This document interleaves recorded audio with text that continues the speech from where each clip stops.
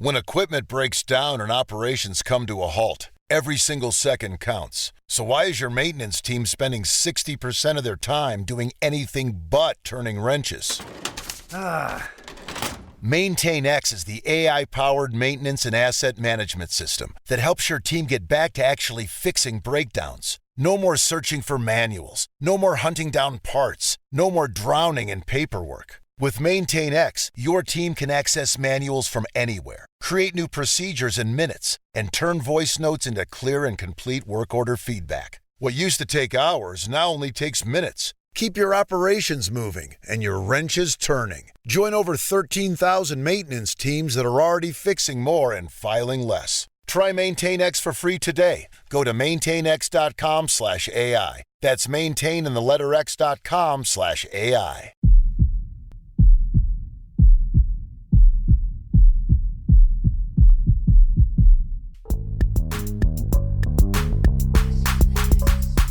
Hi, welcome to Crime Clueless. We're your hosts. I'm Jenna. And I'm Laura. Okay, picture this. It's the middle of the night, like actually the middle of the night, not midnight, not 1 a.m. We're talking that dead stretch of darkness where the whole world has gone quiet and there's nobody on the road. The only people still awake are the ones who have to be. Nurses, truck drivers, gas station managers. Dina was used to it. Her fiancé, CJ, worked nights, and that was just the reality of their life together. He managed a 24-hour gas station in Connecticut, and sometimes the overnight shift needed covering. And when it did, CJ, he was their guy. So when the phone rang at 3 a.m. on September 12th, 1985, Dina didn't panic. She really probably just assumed it was CJ. She answered it. The voice on the other end asked for CJ. She told them he wasn't home, he was at work. And then the line went dead. Something about it just didn't sit right. So she picked the phone back up and dialed the gas station. Because remember, in 1985, we don't have our cell phones. Yeah. The phone rang and rang and rang. CJ wasn't answering. And now Dina's got that feeling, the one, that cold, creeping thing in the back of your chest that you really hope is nothing. She tried to tell herself it was nothing, but she got in her car anyways. It was about a half-hour drive from their place in Massachusetts down into Connecticut. She made it in the dark, no traffic, just her and the highway, and that awful feeling that she couldn't shake. And then she came around the corner towards the gas station. Red and blue lights flashing. Police cars everywhere. She tried to get closer and they stopped her. They told her a man had been found dead inside. And Dina, 22 years old, still in the middle of the night, standing in a parking lot full of flashing lights, had to stand there and try to process that sentence. Now, the reason that CJ was even there that night, he'd recently had to fire an overnight employee, and he couldn't find anyone to cover the shift. So he did it himself. He wasn't supposed to be there. Oh, that's awful, especially when you've had that feeling and you show up there to see the flashing lights and the cop cars. It's just horrible. I can just imagine the drop of her stomach, Yes, exactly. So today we're talking about the case of CJ DeLuca. He was born Carmen J. DeLuca III. He went by CJ, always CJ. He grew up in Ashfield, Massachusetts, which is a small town tucked into the hills of Western Mass, the kind of place where everybody knows everybody and the high school graduating class fits in a single room. He graduated from Mohawk Trail Regional High School in 1980 and eventually settled in the Feeding Hills section of Agawam, which is just over the Connecticut border. So he wasn't that far from home. No, not at all. He was still very much a Western Massachusetts kid. His whole world was in that corridor. Family, friends, his life. And his life at 23 was genuinely good. He had a job he was good at, managing the mobile gas and save in the Warehouse Point section of East Windsor, just off exit 45 on Interstate 91. He had people who relied on him, and he had Dina. And you said he and Dina were engaged. Is that right? Yeah, they were. And not even newly together, just got a ring engaged. They had been building a life together. They lived together. She was 22, he was 23. They were in that season where everything feels like it's just getting started. And that summer, the summer of 1985, they had taken a vacation to Lake George, which is in upstate New York. They went there right after they got engaged. Just the two of them, spending time with the lake water, sunshine, being in love, and planning their future. It's really sweet, but so sad at the same time. It's incredibly sad. The thing about CJ that I keep coming back to, there was nothing complicated about his story. He wasn't living dangerously. He didn't have enemies. He was just a young guy doing his job, loving his person, and looking forward to whatever came next. Now, the Gas and Save was a 24-hour station, which meant someone had to be there at every hour of the day and night. And as manager, CJ was the one his employees called when something went sideways on the overnight shift. He was used to being the guy who showed up. That really was part of who he was. And you mentioned he had just fired their overnight employee. What had happened with them?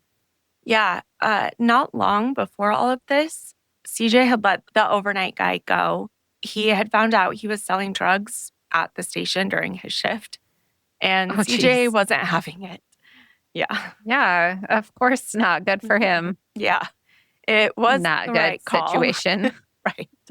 Definitely the right call. The problem was that firing that guy left a hole in the schedule, and CJ hadn't had a chance to fill it yet. So on the night of September 11th, going into the early morning hours of September 12th, CJ was the one behind the register.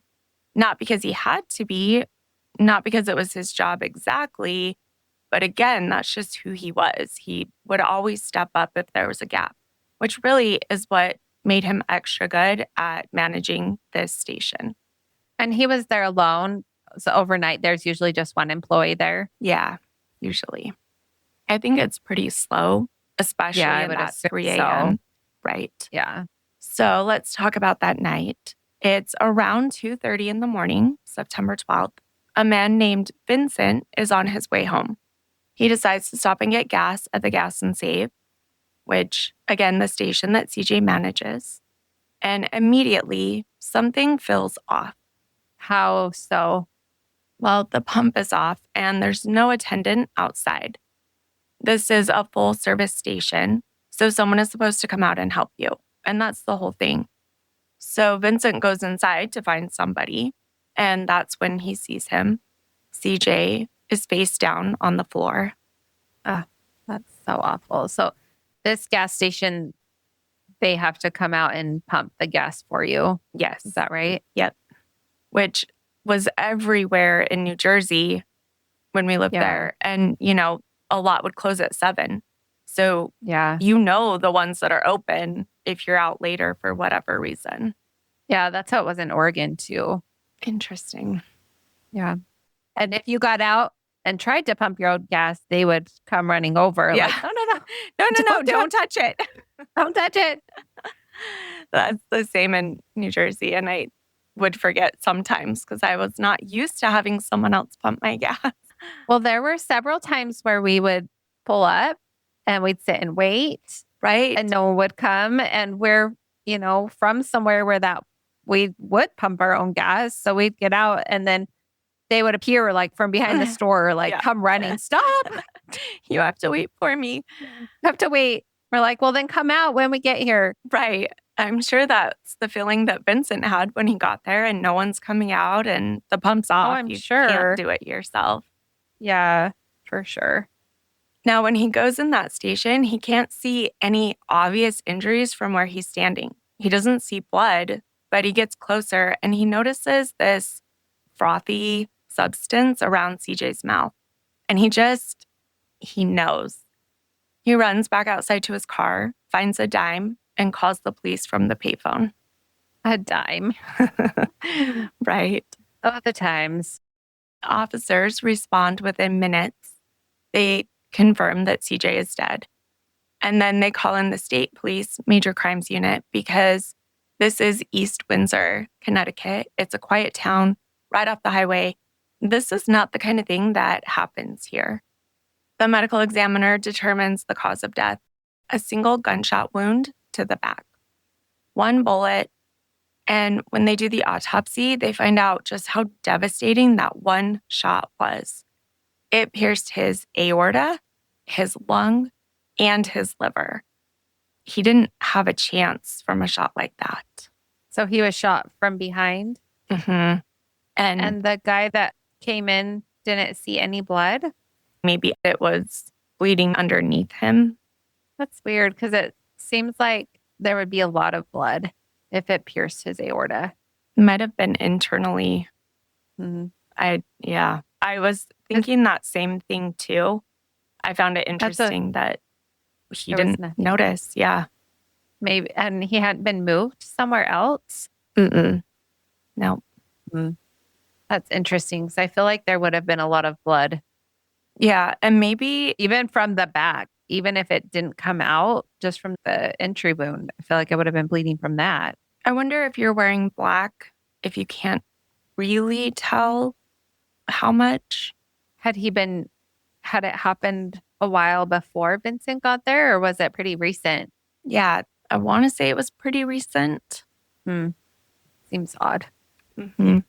I feel like he would be laying in a puddle of blood. Right. I'm trying to think of what scenario would make it where you wouldn't see that if it was maybe going under like a shelf thing, or maybe if he's behind something, you come up on him. But maybe. Yeah. Maybe the shock of it, maybe the 2:30 in the morning of it all, dark, maybe. Yeah. But being shot in the back, to me, means that CJ never saw that coming.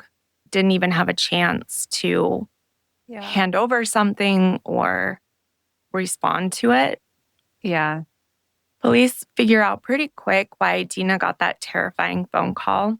CJ had left his wallet in his car that night. He didn't have any ID on him. So when investigators were trying to figure out who their victim was, they found a number for the store manager, which was CJ, and they called it. I don't understand why they didn't tell her to come down there. Yeah. I don't know why they would just hang up. They're like, oh, okay, thank you. That seems odd too. It does.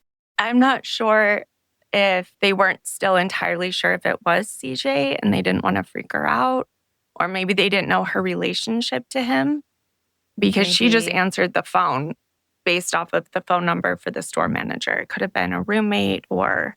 Yeah. But that is how Dina ended up in that parking lot that night. It's so awful. She didn't even know what was going on. Mm-hmm. I feel like they could have talked to her a little bit more rather than just asking for him and then hanging up. That's really odd. Agreed. And I wonder if they called back a little bit after and she had already left. Maybe once they compared him to the ID and realized it was him. Maybe. But without a cell phone, you're not calling her specifically. Yeah. So investigators start processing the scene, and everything about it is strange. On the surface, it looks like a robbery. You've got the night shift clerk alone, shot at the register. You would think money has to be the motive, right? Yeah, you would think so. Obvious assumption, except when detectives actually look around, the cash drawer is still full. Lottery tickets, cigarettes, all the usual targets don't appear disturbed, touched, anything. And actually, CJ still had cash in his pockets. Nobody touched it. So they found that nothing was taken from the store? Almost nothing. The only thing that seemed to be missing are 2 boom boxes. That's it. Weird. Mm-hmm. They didn't see any sign of a struggle. There were no shell casings on the floor. And because it's 1985, there's no security footage to pull. What they do find is a single footprint. And when they analyze it, they determine it's consistent with a specific style of Adidas sneakers. So it's basically all that they have. Basically, that's all they have. They have 1 footprint, 1 bullet recovered in perfect condition from CJ's body. and a whole lot of questions, starting with, if this was a robbery, why didn't they take anything? Yeah.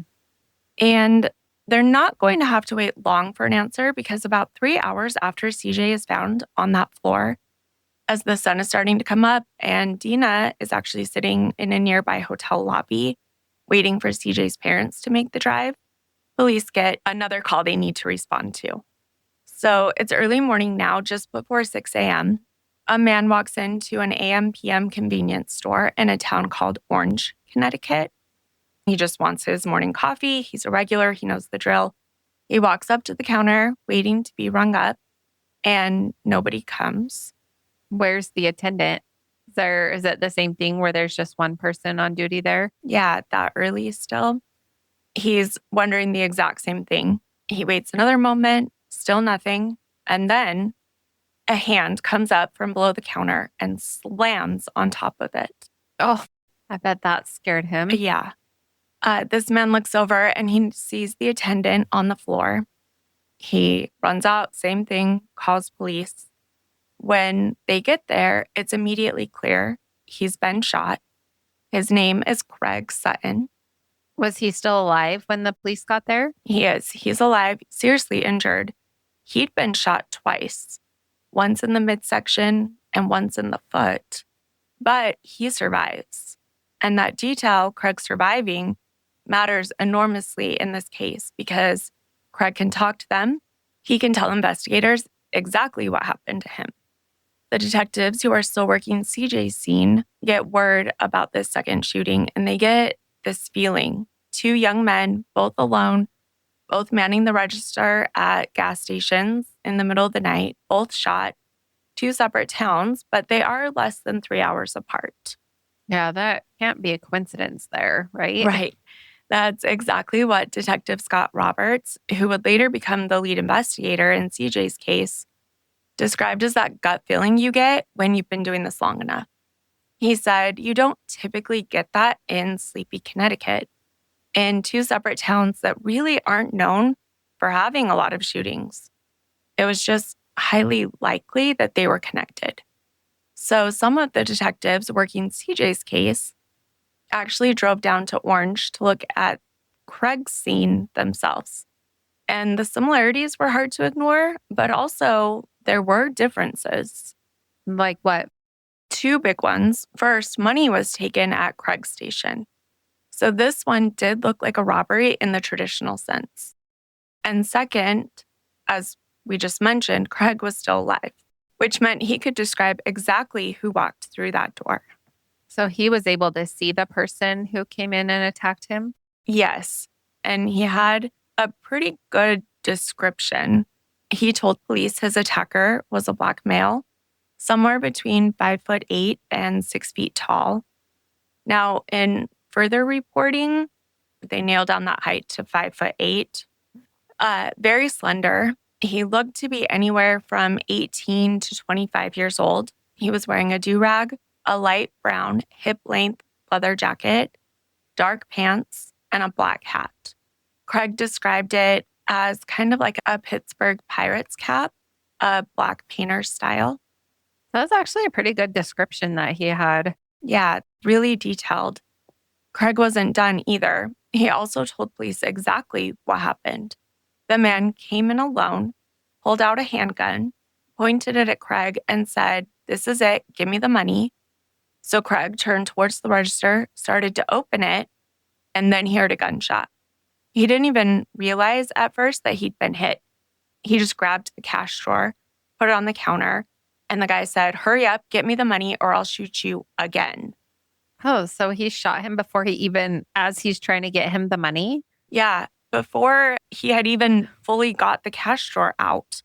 So it's not like he was resisting. He was doing what he asked and he shot him anyway? Yes, right away. And somewhere weird. along the line, shot him a second time. Yeah. Craig said then the guy ran out across an open field and he saw the hat fall off of the guy running. It landed in the grass just outside the station. Police were able to collect it and took it into evidence.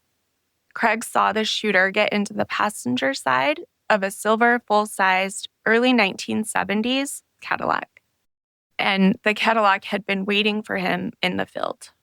So he got on the passenger side, so there were two of them. Right. A shooter and a driver.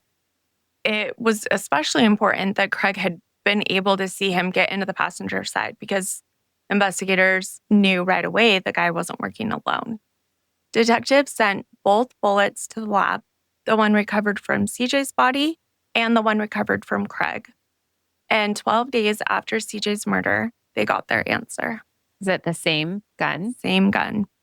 Both Craig and CJ were shot with the exact same .38 caliber firearm. The cases weren't just similar, they were definitively connected. Whatever happened to CJ in the middle of the night and whatever happened to Craig 3 hours later, it was the same weapon and almost certainly the same person who pulled the trigger. So now investigators are looking for two men in an early 70s Cadillac who shot two gas station attendants in one night across Connecticut.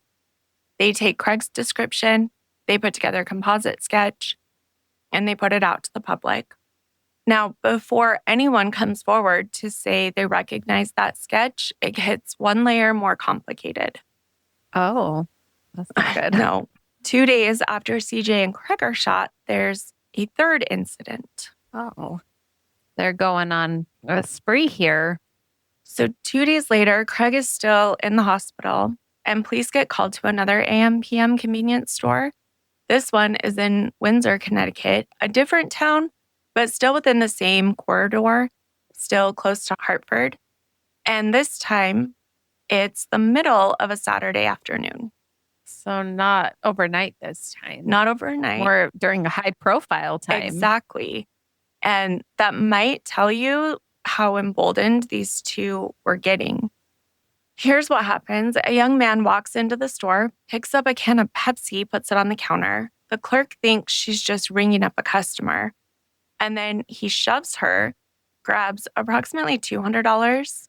And a lot of the more recent sources say $300, but the actual newspaper articles from 1985 quote police officers saying it was $200. But either way, grabs money from the register and runs out to a waiting car. Oh, so they didn't have a gun this time?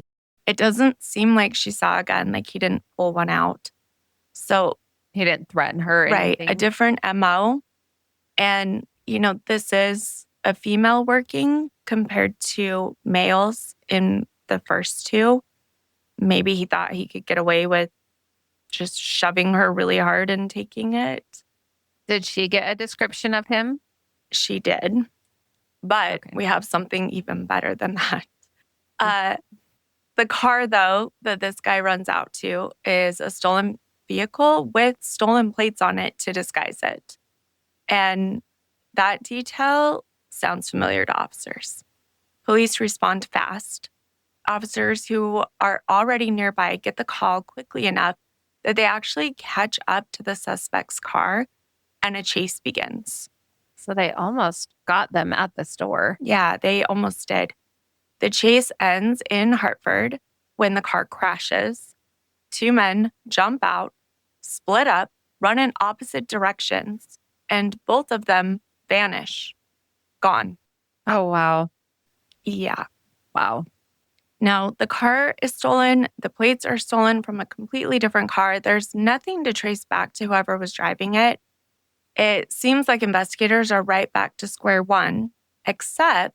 Did they find some DNA or something in the car? Well, remember that Pepsi can that he put on the counter? Mm-hmm. He forgot it. So he put it on the counter and he had held it and then robbed the place. And the can is completely covered in fingerprints. Good. They can do something with that. Yeah. What an avoidable mistake, but you don't. Yeah, these guys aren't masterminds. I mean, we left the hat on the second one, the Pepsi can here. Yeah. Now, this guy knew it too. Later, when this all catches up to him, he would actually say out loud that grabbing that can was the wrong thing to do. He knew it in the moment, did it anyways, and then forgot to take it with him. Yeah.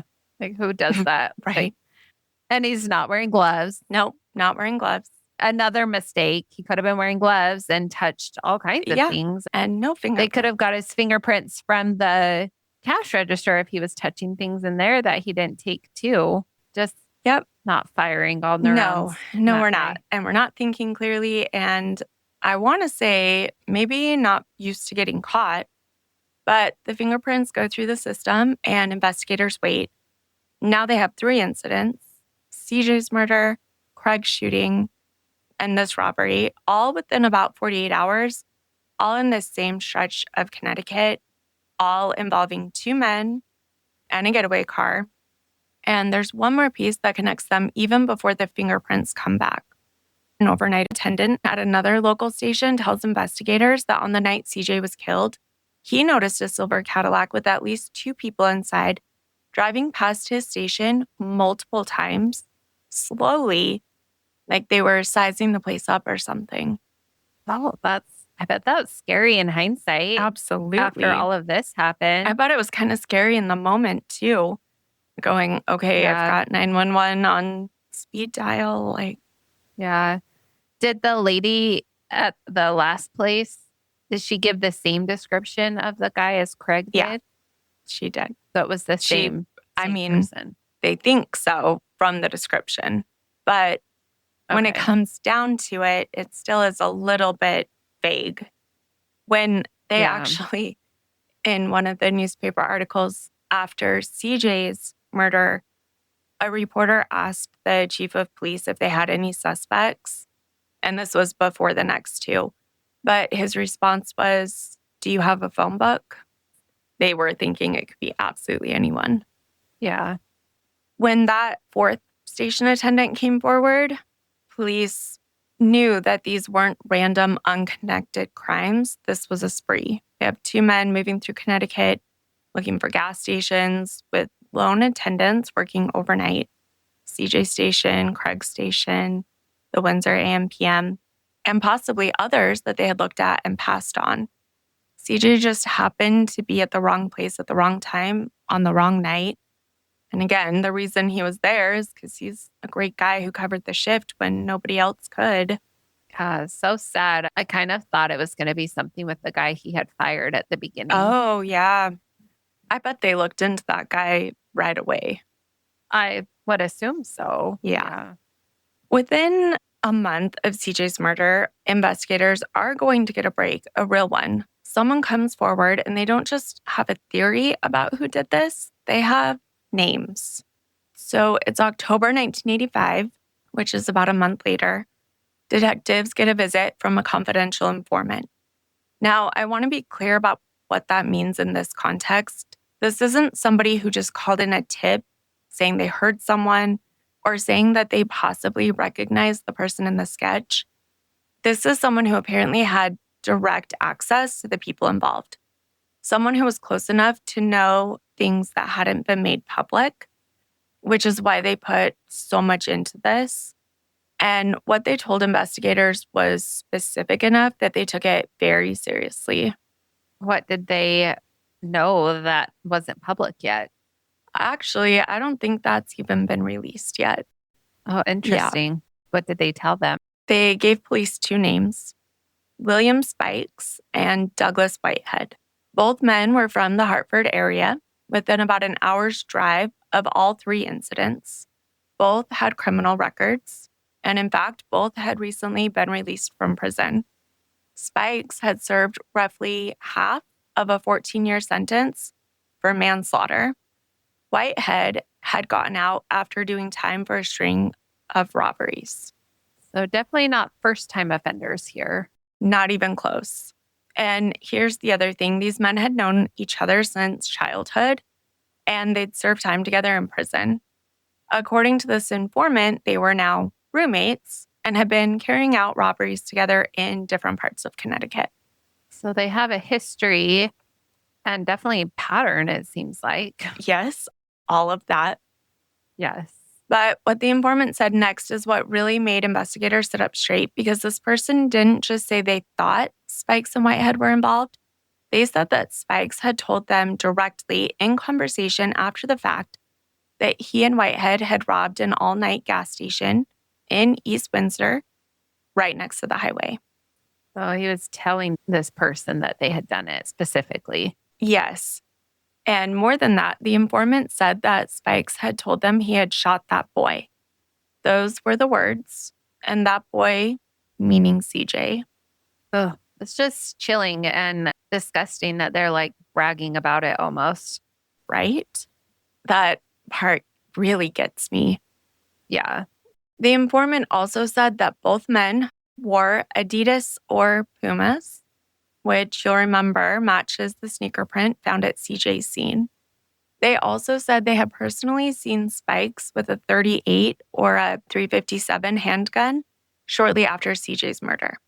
So now investigators have a named suspect who allegedly confessed to the crime in conversation, whose shoe type matches physical evidence at the scene, who was seen with a weapon consistent with the one that killed CJ.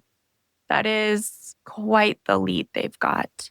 Yeah. Feels like definitely something they can make a case out of there. You would think. Also, get stronger. Detectives pull the records on both men, and Whitehead's fingerprints come back with a match to the third crime scene, the Windsor AM/PM, the Pepsi can. Yeah. The Pepsi can is going to get him. I was thinking that when you said that they both had records, it's like their fingerprints should have been in the system when they ran them. They came back. So his prints put him at the robbery without any question.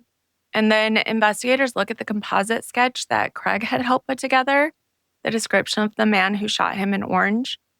They put it next to what they know about Spikes and Whitehead physically. Spikes was enormous. He was 6'3", 265 pounds. He was, by all accounts, immediately physically imposing. Craig's description, though, was of someone slender, 5'8", young-looking. That is not Spikes. That Whitehead, like you said, that his prints matched the can, right? Right. Now, that means the picture investigators are building looks like this. Whitehead was the one going inside. He was the shooter. He was the one Craig saw, the one who left the hat in the grass, the one who grabbed the Pepsi can. And we know the bullet from Craig's was the same gun as CJ's. So all three should be very connected. Yeah. And Spikes, you can't mistake him for Whitehead. So they're assuming he was behind the wheel of the silver Cadillac. Yeah. So they both had their roles. And you said that they were doing other robberies too. She said that they had been committing other robberies. I'm not sure that there were any others they specifically tied them to. And again, with that, they had just gotten out of prison. And these ones were all within 48 hours. I would assume if there were any others in the area, they would have either tried to connect them or connected them. Yeah. All right. Now, police have fingerprints, a witness description that matches, a confidential informant saying Spikes committed the murder, physical evidence consistent with their shoe types, and a ballistic link tying those first two to the same weapon. So they are this close. Yeah, it sounds like this should have been a slam dunk. Right? But you're making me feel like it's not going to be. Yeah, take a deep breath because what happens next is one of the most frustrating sequences I have come across in a long time, which is saying a lot. Yeah. I was thinking we were going to have like a solved one today. I mean, kind of. I mean, we know who it is. Feels like it's solved. Yes. Okay, let's see what happens next. Okay. Now, police know where both men are. So they go get them, both of them. And this happens in early November 1985. So pretty quick timeline. Pretty quick. So we had September 12th was the very first one. And now we're in early November. William Spikes and Douglas Whitehead are both arrested on warrants and charged in connection with the robbery. They're charged for the third one: robbery, first degree, larceny, and conspiracy to commit all three. Bonds are set at $50,000 each, and their cases are transferred to the Superior Court in Hartford. And Whitehead, when confronted with the Pepsi can fingerprints, he doesn't waste anybody's time on that one. He confesses immediately. It seems like they should have had, some kind of problem with their parole too. So it seems like they were both out on parole. They were. And if they found them with firearms, pretty sure that's against parole. Yes. Also, manslaughter is felony, and the law was the same back then. If you have a felony, I don't believe you can possess firearms either. Yeah. So it should have been a parole violation as well on top of all of that. Yeah. And this is where Whitehead confesses to the robbery immediately. He acknowledges the Pepsi can, and he says what we mentioned earlier. When you grabbed it, that was the wrong thing to do. Now, Spikes, even though he was arrested and arraigned on those charges, apparently was not pressed on CJ's murder or Craig's shooting at the time, anything. The reporting from 2017 and 2020 only talks about Whitehead being arrested, not Whitehead and Spikes. But all of the reporting from 1985 says that they arrested both of them. That was hard to find. Also, because some of the newspapers, instead of Carmen, called him Carmine, like Carmine. Oh. And so when you're trying to pull those newspaper archives, it doesn't come up as part of this. So after searching all of the people involved, I was able to find the 1985 ones, which say they were both arrested. So despite having all of this, I don't know if it's because they want to get him charged with the robbery, which is fingerprints at the scene, absolute slam dunk. And then if they can somehow tie the hat to him, then they've got Craig and CJ because the bullets match. So I think that's kind of their order of operations here, but they're really focused on that third robbery first. And it doesn't seem like they really push Spikes at all on CJ's murder or the robbery and shooting of Craig because he was in the car, they think. And I don't know if they don't know if they can prove that without a doubt or what. But at least on the third one, after the car crash and they're both running, police did see two of them have descriptions as they're both fleeing. So I think that's why Spikes wasn't pushed on the first two really at all at first. Yeah. Were there any fingerprints in the car, like from him driving, that they could definitively say that Spikes was there? That's a really good question. It isn't in any of the reporting, at least not publicly, if they tested for fingerprints or not.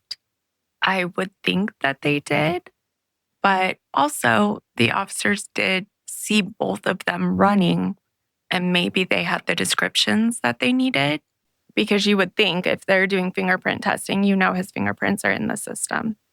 Yeah. So Whitehead, when they bring him in, he confirms exactly how much money was in the drawer. He actually tells them that Spikes was part of it. So maybe, I don't know. Threw him under the bus? A little bit. Maybe on accident at first. Or maybe he knows they were both arrested and thinks Spikes is saying the same thing. Talking right. to. Or he knows police saw them. But he tells them that he and Spikes stole the car they used that day. They stole plates from a completely different vehicle to put on it. And he really gives up that third robbery completely. Does he talk about CJ or Craig during all of his spilling of his secrets? Well, right, because that's the whole point. And when investigators push him on the other two, CJ's murder and Craig's shooting, Whitehead shuts down. He says he didn't kill anyone. He says he didn't know of Spikes killing anyone either, even though the description of Spikes is not what Craig saw. And then he gives them an alibi. Oh, and what's that?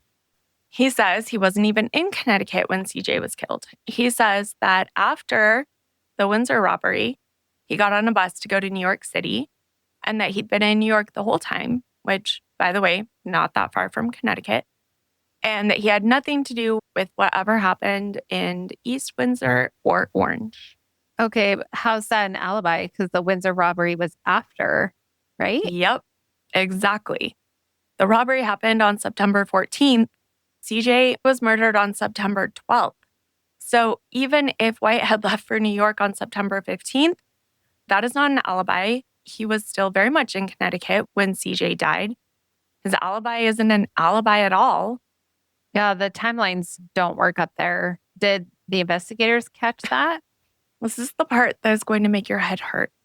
It appears that somewhere in the process of writing up the report, investigators just noted that Whitehead was already in New York City before CJ's murder, which is just factually incorrect based on the sequence of events that Whitehead himself described.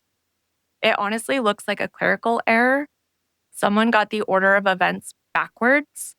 And Laura, that error was never caught. What? Are you kidding me? Nope. So they accidentally gave him an alibi that he really didn't have. Yep, that is exactly what appears to have happened. So Whitehead does go back to prison, but only for the Windsor robbery, the one they had his prints on, the one he confessed to.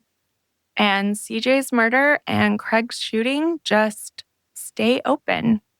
And what about Spikes? Did they interview him too? Because they arrested him. Right. Never in the case files, at least, about CJ or Craig. Not once. Okay. The Did they talk to Whitehead first and figured, oh, it wasn't him, so that's why they didn't ask him about that, do you think? It seems like Whitehead knew he messed up on the Pepsi can, didn't want to connect the three. He was talking immediately about had his alibi, and Spikes wouldn't talk about anything, even the robbery.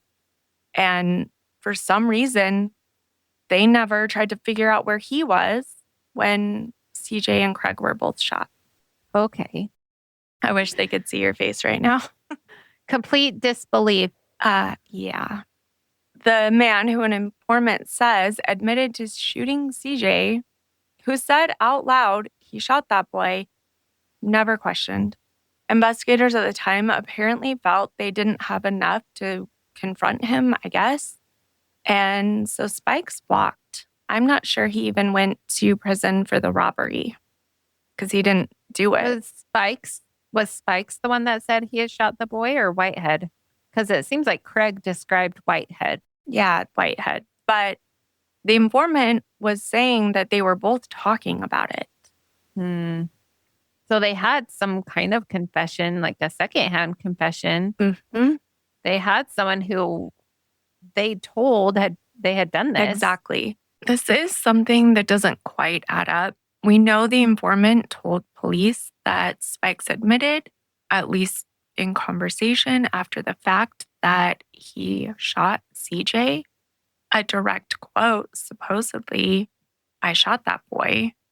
But look at everything else that they have. They have Whitehead's fingerprints that place him at the third scene.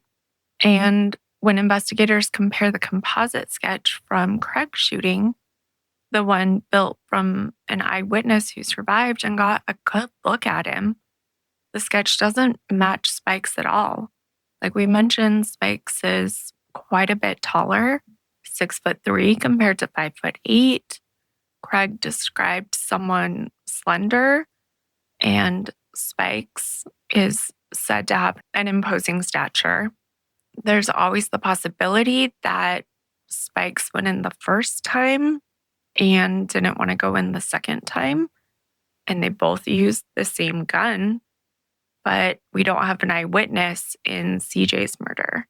It's also really possible that Spikes was trying to sound tougher than he was. We genuinely don't know. And then between the clerical error on Whitehead's alibi and their decision not to pursue Spikes on the robbery, the investigation just stalls. Whitehead serves his time for the robbery. He gets out in 1990, and CJ's case goes on a shelf. Wow. That's infuriating. It is so infuriating. And it gets worse. When someone comes along who's determined to fix this, who looks at the case and sees exactly how close they are and thinks, I can bring this one across the finish line, he starts pulling threads, and one by one, everything he needs has either died, disappeared, or been destroyed. All of the evidence, you mean? Yep. And the Wow. suspects. Wow. So let's fast forward to 2014, which is almost 30 years after CJ was killed. A detective named Scott Roberts picks up CJ's case as part of a fresh look at a batch of cold cases that are sitting in the East Windsor PD. Roberts is new to the detective position at this point, which actually matters because he's one of the only people in that role with any breathing room. He doesn't have a backlog yet. He has time to actually dig. When he opens CJ's file, his first reaction isn't discouragement. It's totally the opposite. Well, it's all right there. Exactly. Should be excited. Right. He looks at that. He looks at the ballistics, the named suspects, the informant statement, fingerprints, composite sketch, and made up alibi. And he thinks this one is solvable, which is, in his words, he said, this one has solvability factors. He also said this would be really cool to bring it across the finish line for this family. He can see how close investigators had gotten in 1985. He just needs the pieces that turn a strong theory into a case you can actually take to court and prove. Okay, so he looks at all of this. Where does he start? He starts with the hat. The one from outside the Orange AM PM? Right, from Craig's location. Roberts knows that in 1985, when that hat was collected and processed, DNA technology was very limited. They had found some hairs. They found what was described as a crusty substance. They tried to test it. Yeah, nothing came of it. But Roberts is thinking about what that same hat could yield now with modern DNA technology. He's been told by evidence techs that hats are particularly good for DNA because hair gets left in them, skin cells collect along the interior band. If there's a DNA profile on that hat, it could forensically link Whitehead to Craig's shooting. And if we link Whitehead to Craig's shooting, CJ's murder matches because of the ballistics connection. So Robert goes to find the hat. So that's what you're saying was gone, isn't it? Yep, it's gone. The hat had been destroyed. And here's why. This is the part that is genuinely hard to hear. It wasn't destroyed carelessly. It was destroyed by policy. The hat was collected at the scene of Craig's shooting in Orange, which I feel like you could classify it as an attempted homicide, but it was classified as a robbery. Well, especially when it's connected to a homicide case by the bullet ballistics. Exactly. Why would you do that? It linked to the same gun. I don't know. Wow. But CJ's murder happened in a different jurisdiction with a different case file. And in Connecticut, evidence in robbery cases is subject to a statute of limitations. When that clock ran out, the hat was destroyed as a matter of standard procedure. Wow. Yeah. And it was never formally classified as evidence in a murder, even though you can absolutely see the connection. It technically lived in a robbery file, not a homicide file. And nobody across multiple agencies, multiple investigators over nearly 3 decades had ever moved it or flagged it or made sure it was protected as part of CJ's case. Detective Roberts says that he thinks the hat could have been a game changer, and it was gone. It absolutely could have been, and just fell through the cracks. Yeah. And Roberts was pretty candid about it. He said he thought there were so many hands in the pot because you've got East Windsor PD, the Orange PD, you have the State Police Major Crimes Unit, plus that third robbery was a different jurisdiction as well. He compared it to driving past a car accident and thinking somebody will call. And if everybody thinks somebody will call, nobody calls. And I don't think he was pointing fingers so much as acknowledging something that happens in these complex multi-agency investigations, which honestly to me feels like even though Spikes and Whitehead messed up a lot, they might have known it would be easier to do these hours apart as opposed to in the same neighborhood. Investigators in the 80s, before everything was digitized and cross-referenced, information fades. And when you've got these multi-agency investigations, it's hard to connect it all. And we see that in other cases, details fall through the gaps. And once a case goes cold, the urgency that might have caught those gaps, it just isn't there anymore. Just so sad because it's so preventable. So preventable. So the how is gone. Roberts keeps going. He tries to track down the people who were closest to this case in 1985. And that's where it gets even harder. Douglas Whitehead, the man whose fingerprints were on the Pepsi can, whose physical description matched Craig's shooter, he died in 1994. So he never faced any consequences for CJ's murder or Craig's shooting. He's gone. Ugh. And Craig, what about him? He had also passed away. So he is the one person who could positively say this was who did it. He was gone too. But wouldn't they have taken back like a mugshot picture of Whitehead to Craig and ask him, is this the man that you saw? If they had a set of pictures, pick out the man you saw. Wouldn't they have done that? You would think. It doesn't look like they did that. Wow. But don't forget, Whitehead had an alibi. He couldn't have possibly done this. He went to New York 3 days later. Okay.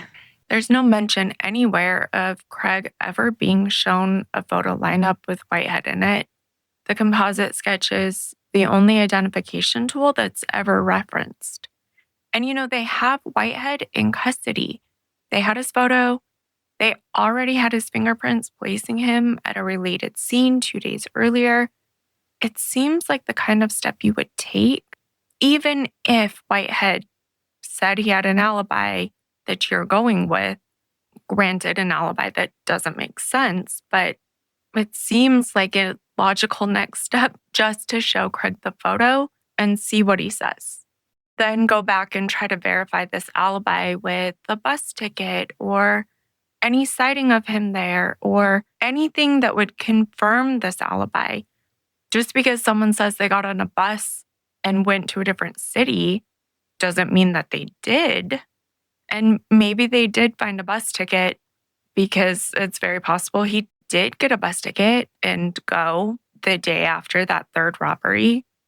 But maybe if you're getting the bus ticket, you'll notice the date is the 15th and CJ was murdered on the 12th.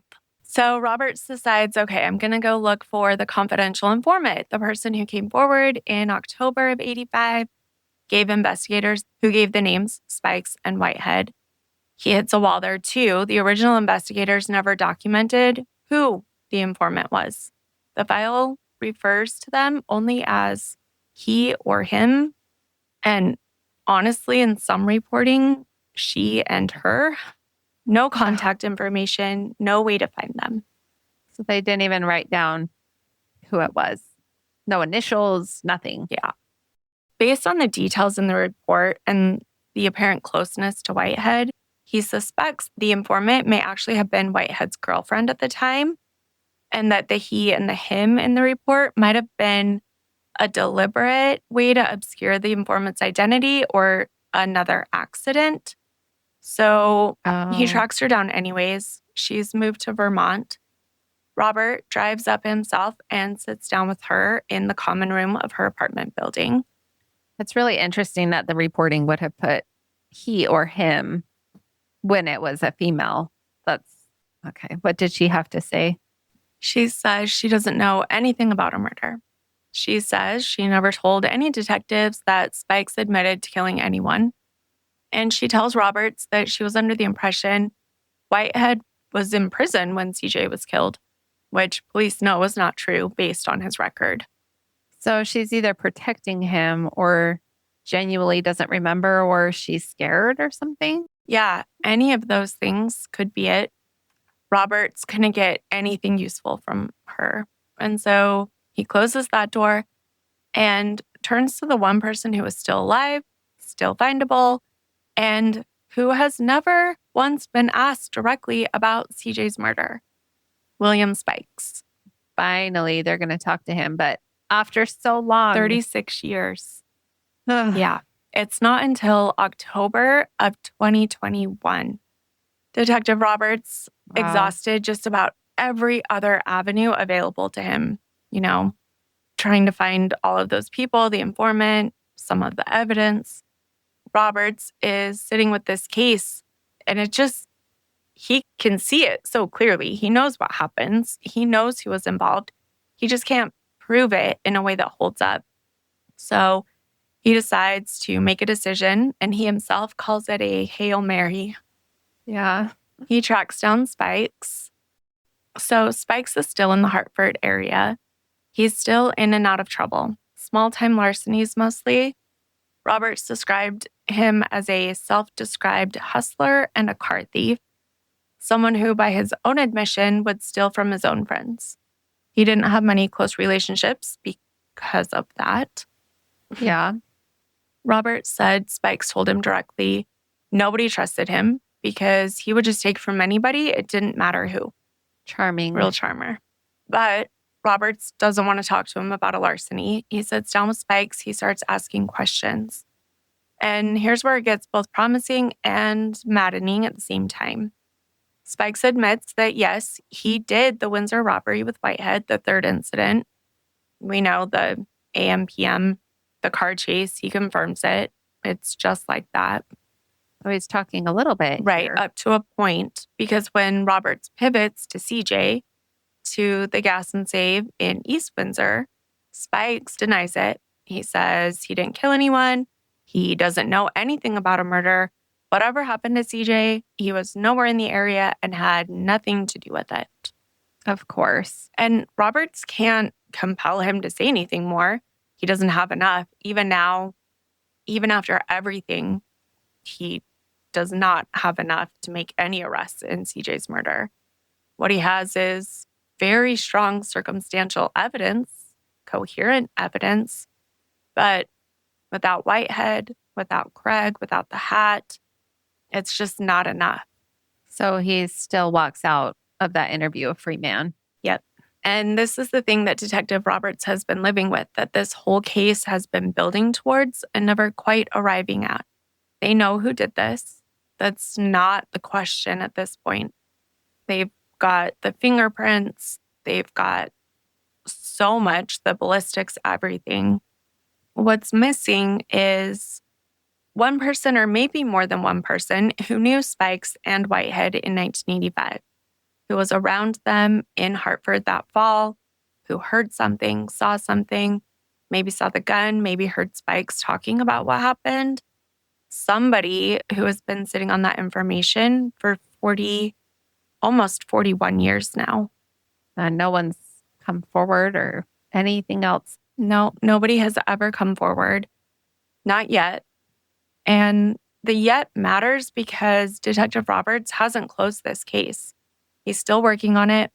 He still believes it's solvable. He said himself that when he first opened the file in 2014, he saw a case that was this close. And nothing that's happened since then has changed his read on that. The evidence hasn't gone away. What's missing is just one person deciding that 40 years is long enough. Yeah, CJ was only 23. He still had his whole life ahead of him. So young, 23, engaged, covering that night shift because he was a good guy. And they took everything from him, his future, his wedding, his whole life, and from Dina, from his parents. They spent the rest of their lives never seeing justice for their son. So that's what's still on the table. That's what one phone call could still change. And to be very clear, Spikes has never been charged in connection with CJ's murder or Craig's shooting or even that robbery. And while he's a compelling suspect, he's never been charged with anything. So just want to make sure that you hear that part of it. Now, after CJ died, Dina eventually moved on. She built a life. She got married. She settled in the Adirondack Mountains of New York. But she never stopped carrying CJ with her. On New Year's Day of 2015, almost 30 years after that night, she sat down and emailed the Connecticut Cold Case Unit. First thing she did in the new year, she told them that CJ's mother, Arlene, had just died the month before. She said she never recovered from the loss of her son. She wrote to investigators, "You have the names on your desk. You have the physical evidence in your possession. You have the resources at your disposal to make this happen." She was right then, and she's still right now. I hope someone who knows something from back then is still around and can help bring this to a close. Me too. The gas station at 163 Bridge Street in East Windsor is still there. It's a Seneco now. You'd drive past it and never know. But CJ was there on a September night in 1985, covering that shift, and deserves to have someone finally come forward and say what they know. If you have any information about the murder of Carmen CJ DeLuca, please contact the Connecticut Cold Case Unit at 1-866-623-8058. You can also email them directly, and we'll put the email address and the phone number in our show notes. CJ deserved better than this. Thank you for joining us for this episode. We appreciate you spending your time with us as we talk about these different cases. If you're looking for the resources we used to write this episode or to learn more about this case, you can head over to our website, crimeclueless.com, and it's on our blog. We would love to connect with you. We're on Facebook, Instagram, TikTok, YouTube. We are at Crime Clueless on all of those. If you enjoyed today's episode, we'd be grateful if you take a moment to rate, review, and or share our podcast. Your support helps us reach more listeners and grow our amazing community. You can find Crime Clueless on all streaming platforms, anywhere you listen to podcasts. And as always, remember, refuse to be clueless, careless, or caught off guard. Not today, murders. Bye, everyone. Bye.